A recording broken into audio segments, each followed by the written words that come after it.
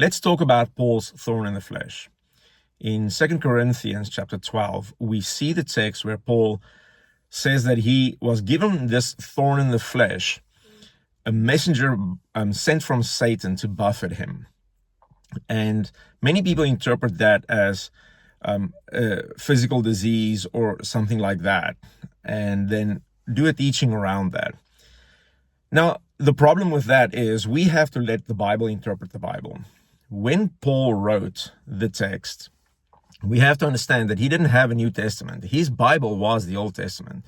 And whenever he used any kind of analogy, the analogy was taken from the Old Testament. And when we interpret the Bible, we have to allow the Bible to interpret the Bible. So when we read about this thorn in the flesh, we have to go back to see what the Old Testament calls this thorn. And if we don't do that, we are going to try and interpret this thorn based upon our own circumstances or what we think it might be. And that is bad Bible exegesis. We have to take the text and let the Bible interpret the text. Now, do we see somewhere in the Old Testament that there is a reference to being a thorn in the flesh? And we see that in when Israel went into the promised land, and we read that in Joshua or in Judges chapter 2. It says, "So now I say, I will not drive them out before you, but they shall become thorns in your side, and their gods shall be a snare to you." Now, this is a reference to Israel's disobedience, and the analogy was used that when there is a conflict, the person persecuting you is a thorn in your flesh. We also see this in other references where it talks about being a thorn in your eyes, or something like that. But the terminology of a thorn was always used when there is a third party outside of you that is persecuting you or causing you harm. Now, with that in mind, let's go and read the text from 2 Corinthians chapter 12. Now, it says in verse 7, "So to keep me from becoming conceited because of the surpassing greatness of the revelations, a thorn was given me in the flesh, a messenger of Satan to harass me, to keep me from becoming conceited." Now, everywhere Paul went, he had persecution. He was stoned. He was thrown in jail. He was beaten up. He ended up in a shipwreck. Every time he tried to share the gospel or to plant a church or to evangelize anywhere, there was this persecution, an absolute pressure on him.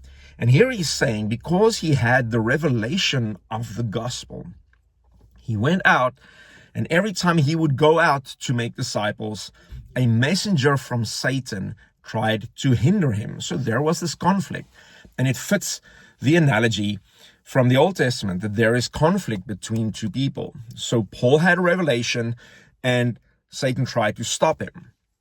Then it says, 3 times I pleaded with the Lord about this, that it should leave me.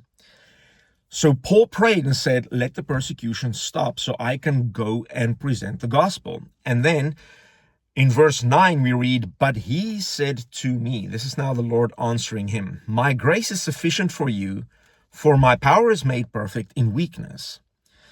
Now, this has been explained in many ways, but what it really means is simply the same as what Jesus did on the cross. Jesus didn't fight back. When he was accused, he just stood there, and it came across as weakness. When he was crucified, he didn't retaliate, say anything bad. It came across as weakness. And in the weakness, the apparent not fighting weakness, the gospel's strength comes through. This is what God told him here. He said, do not fight back. Do not push against the persecution, because in the persecution, you might look weak, but in that weakness, that's where the strength of the gospel lies. And this makes sense in the text. My grace is sufficient for you. In other words, God is going to give him the grace to sustain the persecution. For my power is made perfect in weakness. In this weakness where you don't fight, where it looks like you are just being beaten up, God's strength and gospel then comes through. And then Paul goes and he actually mentions this thorn. he says, therefore, I will boast all the more gladly of my weaknesses, so that the power of Christ may rest upon me. And then he says, and here he names the thorn, and he says, for the sake of Christ, then, I am content with weakness, insults, hardships, persecutions, and calamities. For when I am weak, then I am strong.